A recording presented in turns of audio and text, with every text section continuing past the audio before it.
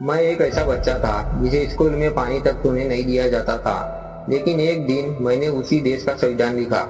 ये कहानी है डॉक्टर भीमराव रामजी आम्बेडकर जी की। तो आइए सुनते हैं उन्हीं के जुबानी। डॉक्टर भीमराव रामजी आम्बेडकर जी कहते हैं, मेरा जन्म 14 अप्रैल 1891 को मऊ में हुआ। मैं एक गरीब परिवार से था। समाज मुझे अछूत कहता था। स्कूल में मुझे सबसे अलग बैठाया जाता था। जब प्यास लगती तो मैं खुद पानी नहीं पी सकता था। कोई ऊंची जाति का आदमी ऊपर से पानी डालता था और अगर वो ना हो तो मुझे प्यासा ही रहना पड़ता था। उस दिन मैंने समझ लिया था, इस देश में इंसान की कीमत उसकी जाति से तय की जाती है। लेकिन मैंने हार नहीं मानी। मेरे पिता कहते थे, पढ़ाई ही तुम्हारी सबसे बड़ी ताकत है। गरीबी थी, अपमान था, लेकिन मेरे अंदर सीखने की आग भी थी। मैं पढ़ता गया। फिर एक दिन मुझे विदेश में पढ़ने का मौका मिला। मैं अमेरिका के कोलंबिया विश्वविद्यालय पहुंचा। वहां पहली बार मुझे इंसान की तरह बराबरी मिली, न कोई छुआछूत, न कोई जाति। तब मुझे एहसास हुआ, शिक्षा इंसान की जिंदगी बदल सकती है। पढ़ाई पूरी करके मैं भारत लौटा, लेकिन यहाँ फिर वही भेदभाव मेरा इंतजार कर रहा था।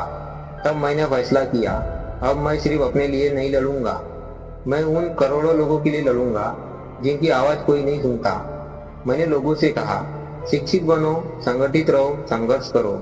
मैंने पानी के अधिकार के लिए आंदोलन किए, महाड़ सत्याग्रह किया, फिर प्रवेश आंदोलन चलाए। मैं चाहता था कि इस देश में हर इंसान बराबरी से जी सके। फिर देश आजाद हुआ। भारत को नया संविधान चाहिए था। मुझे संविधान मसौदा समिति का अध्यक्ष बनाया गया। मैं दिन रात काम करता रहा, क्योंकि मैं ऐसा भारत बनाना चाहता था जहाँ किसी बच्चे को दर्द न सहना पड़े जो मैंने सहा था। मैंने संविधान में समानता, स्वतंत्रता और न्याय को सबसे ऊपर रखा। अपने जीवन के अंतिम वर्षों में मैंने बौद्ध धर्म अपनाया, क्योंकि मैं मानता था मानवता से बड़ा कोई धर्म नहीं। लोग मुझे संविधान निर्माता कहते हैं, लेकिन मैं चाहता था कि लोग मुझे उस इंसान के रूप में याद रखें जिसने दबे हुए लोगों को आवाज दी। याद रखो, मनुष्य महान जन्म से नहीं, अपने कर्मों से बनता है। अगर डॉक्टर बाबा साहेब अम्बेडकर जी का संघर्ष आपको प्रेरणा देता है तो इस वीडियो को ज्यादा से ज्यादा शेयर करो।